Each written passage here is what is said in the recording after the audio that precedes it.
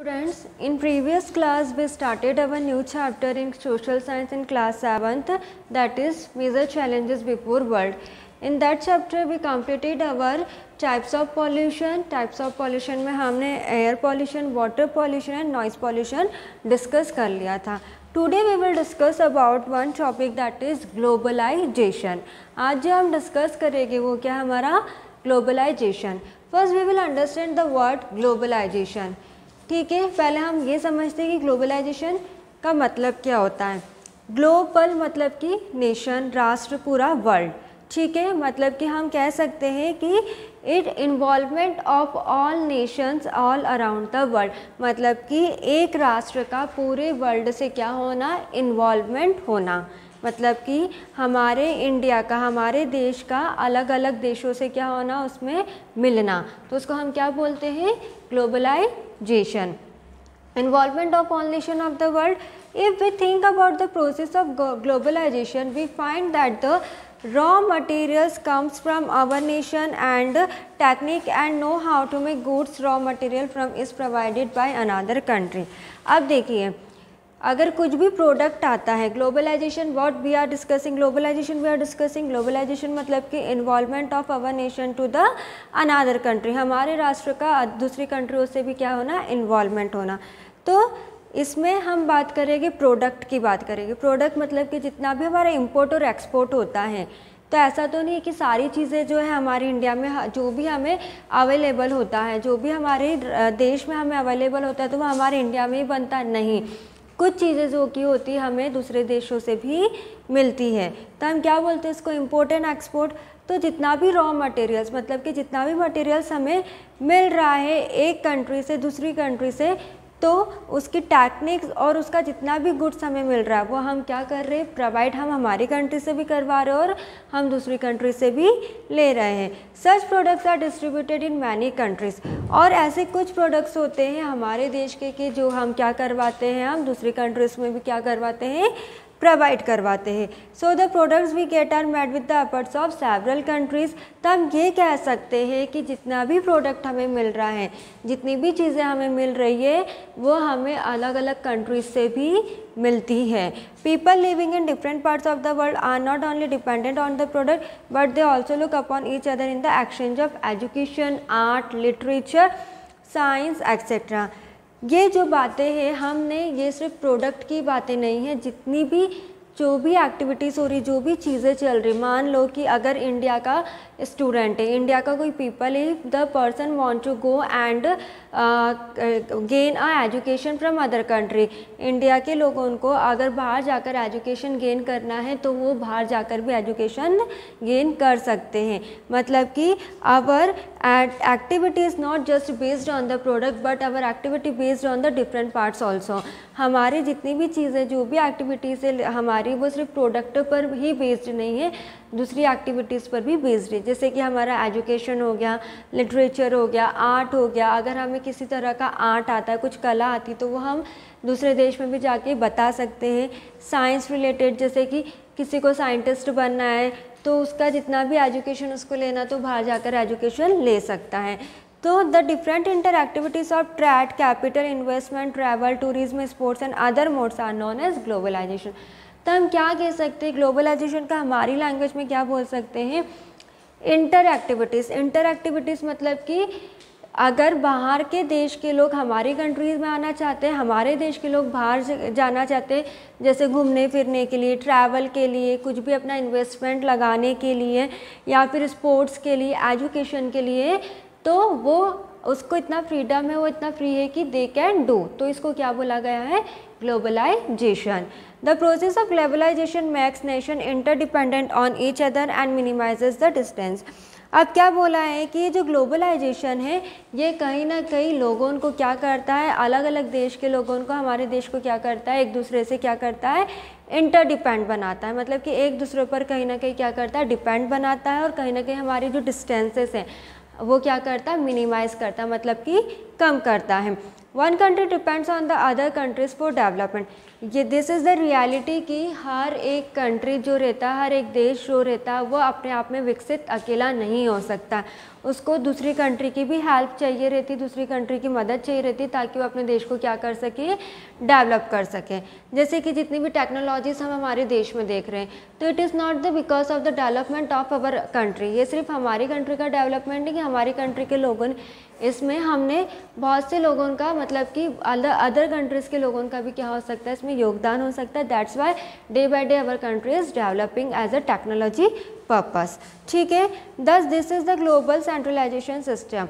तो इसको क्या बोला गया है, जो इंटरडिपेंडेंस होता है हर एक कंट्री का, उसको क्या बोला गया है, ग्लोबलाइजेशन ग्लोबल सेंट्रलाइजेशन सिस्टम।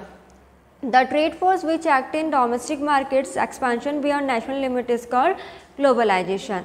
तो यहाँ पे जो ग्लोबलाइजेशन की हमने 3 डेफिनेशन देखी। एक तो सिंपल है कि involvement of all the nation all over the world, मतलब कि हमारे राष्ट्र का पूरी दुनिया से, पूरे देश, अलग अलग देशों से क्या होना, मिलना जुलना या उसका इन्वॉल्वमेंट होना, उसका हम ग्लोबलाइजेशन बोलते हैं। या फिर ग्लोबलाइजेशन हम ये बोल सकते हैं कि जो इंटर एक्टिविटीज़ होती है, इंटर एक्टिविटीज़ मतलब कि एजुकेशन हो गया, ट्रैवल हो गया, कैपिटल हो गया, इन्वेस्टमेंट हो गया, टूरिज्म हो गया, ये सब जो एक्टिविटीज़ होती है, कहीं ना कहीं हम इंटरडिपेंडेंस है, मतलब कि एक कंट्री से दूसरी कंट्री पर हम डिपेंड है, तो वो भी क्या हो गया, ग्लोबलाइजेशन हो गया। थर्ड ग्लोबलाइजेशन की जो डेफिनेशन है वो क्या है, trade force which act in domestic markets, मतलब कि जो भी हम प्रोडक्ट लेते हैं, इंपोर्ट करते हैं, एक्सपोर्ट करते हैं, वो भी हमारी इंटरडिपेंडेंसी है दूसरी कंट्री से या फिर अलग देशों से, तो वो भी क्या हो गया, हमारे ग्लोबलाइजेशन हो गया है। ठीक है, तो हमने ग्लोबलाइजेशन पढ़ा। अब जिस तरह से हमने ग्लोबलाइजेशन पढ़ा है, तो उसके अब कुछ बेनिफिट्स भी हो गए। इतनी सारी जो बातें हमने समझी ग्लोबलाइजेशन की, तो हम उसके एडवांटेजेस देख लेते हैं कि कहीं ना कहीं हमारे लिए पॉजिटिव पर्सपेक्टिव से कितना सही है।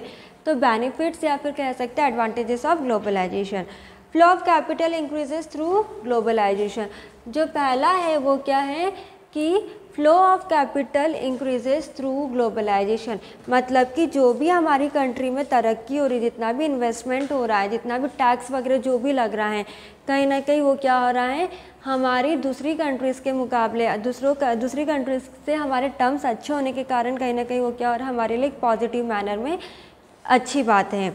Increase the international production.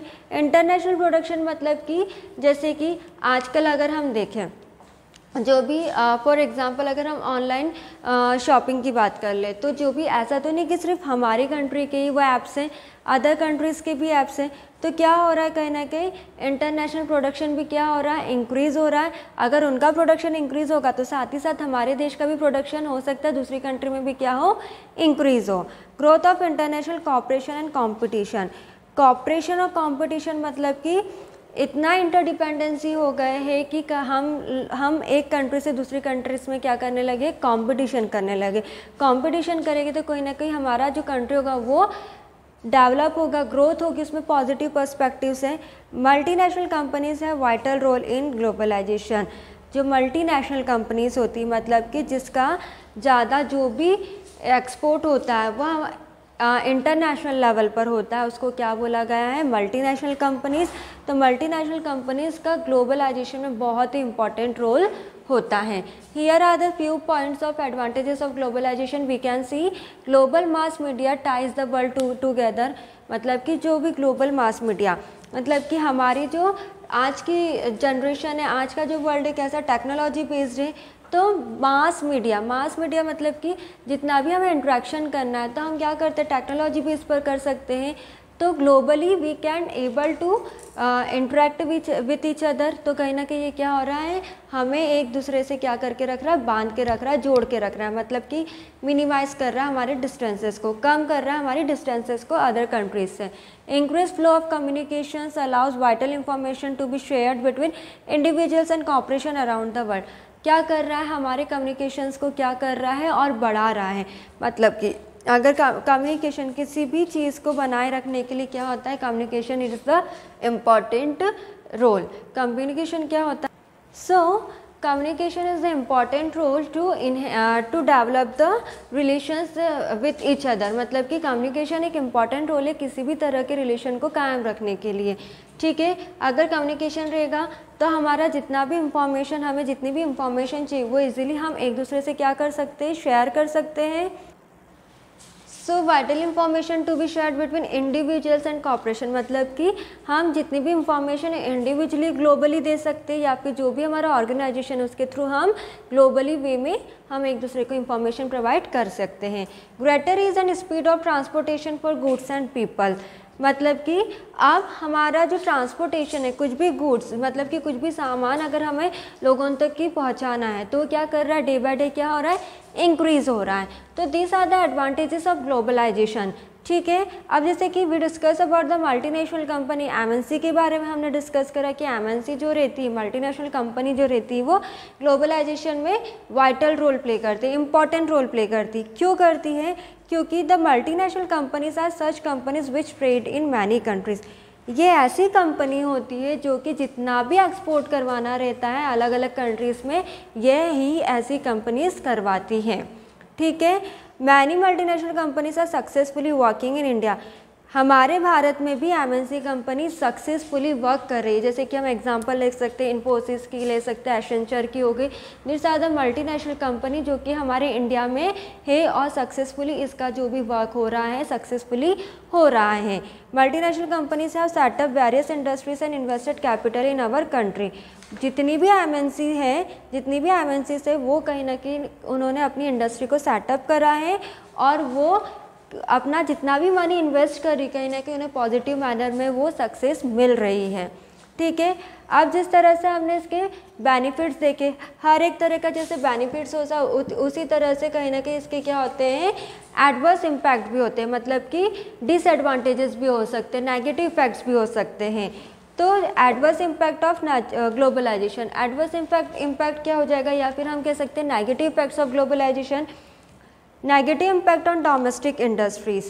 With the arrival of multinational companies under globalization, domestic industries have failed to keep pace with them and almost are on the verge of extinctions. पहला क्या, negative impact of domestic industries. Domestic industries मतलब जो कि हमारे यहाँ की company है, मतलब कि जो कि इंडिया की कंपनी, उनका कोई लेना देना अदर कंट्रीज से नहीं होता। उनका जितना भी प्रोडक्शन है, जितना भी प्रोडक्ट है वो सिर्फ हमारी कंट्री के लिए इस्तेमाल होता है। तो जो एमएनसीज होती, मल्टीनेशनल कंपनीज कहीं ना कहीं क्या कर रही है, अच्छा इन्वेस्ट कर रही है, अच्छा कैपिटल यूज़ कर रही है, तो जिसकी वजह से कहीं ना कहीं जो हमारी डोमेस्टिक इंडस्ट्रीज़ होती हैं उन पर क्या हो रहा है, नेगेटिव इम्पैक्ट पड़ रहा है, क्योंकि उनका जितना प्रोडक्शन होना चाहिए कंट्री में उतना नहीं हो पा रहा है। इसकी वजह से वो सक्सेसफुली डिमांड में नहीं आ पाती है। तो लॉस ऑफ डोमेस्टिक इंडस्ट्रीज या फिर कह सकते हैं negative impact on domestic industries. Domestic industries मतलब जो कि हमारे यहाँ की खुद की कंपनी जो कि इंपोर्ट और एक्सपोर्ट इंडिया के लिए ही करती है, हमारी कंट्री के लिए ही करती है, दूसरी कंट्री के लिए नहीं करती है।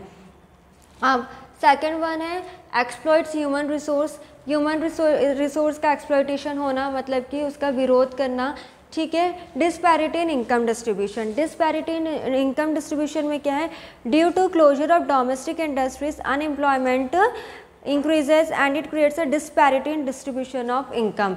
अब देखिए जिस तरह से हमारे जो डोमेस्टिक इंडस्ट्रीज़ को इतना सक्सेस नहीं मिल रहा है, कहीं ना कहीं उनका नेगेटिव इम्पैक्ट पड़ रहा है, तो जो हमारे कंट्री में अनएम्प्लॉयमेंट क्या हो रहा है, बढ़ते जा रहा है। जो बेरोजगारी वो क्या होते जा रही, बढ़ते जा रही है, क्योंकि हर कोई पर्सन को एमएनसी में तो जॉब मिल नहीं सकती, मल्टीनेशनल कंपनी में तो जॉब मिल नहीं सकती, जिसकी वजह से जो पर्सन है वो क्या होते जा रहा है, अनएम्प्लॉयमेंट हो रहा है।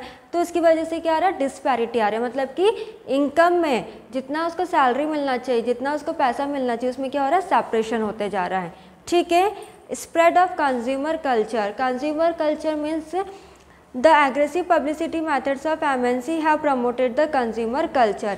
Spread of consumer culture मतलब कि जितने भी जो कस्टमर्स है, जितने भी जो चीज़ हम लेते हैं, तो वो हम जो चीज़ लेते हैं वो हम क्या हो गए, कस्टमर हो गए।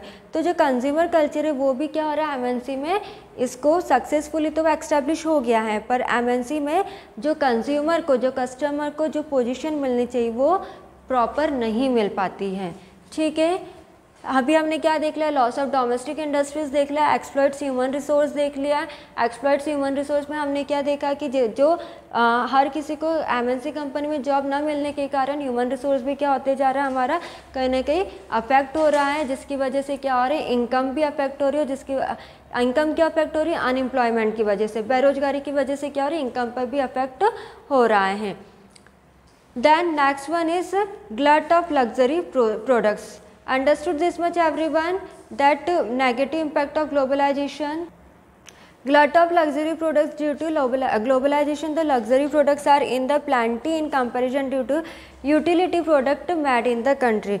ग्लट ऑफ लग्जरी प्रोडक्ट्स मतलब कि जितने भी लग्जरी प्रोडक्ट्स होते हैं, जितनी भी ब्रांडेड चीज़ें होती हैं, उसकी क्या हो रही, भारी मात्रा में लोगों ने उसको यूज़ कर रहे हैं। तो जो हमारी डोमेस्टिक इंडस्ट्री में जो प्रोडक्ट बनता है उसको इतनी इम्पोर्टेंस नहीं मिलती जितना कि हमारा जो लग्जरी प्रोडक्ट्स को इम्पॉर्टेंट मिलती है। The globalisation lays focus on two areas, liberalism and privatism. अगर हम ग्लोबलाइजेशन को डिवाइड करें तो ग्लोबलाइजेशन भी दो तरह से डिवाइड हुआ है, एक लिबरलिज्म में और एक प्राइवेटिज्म में।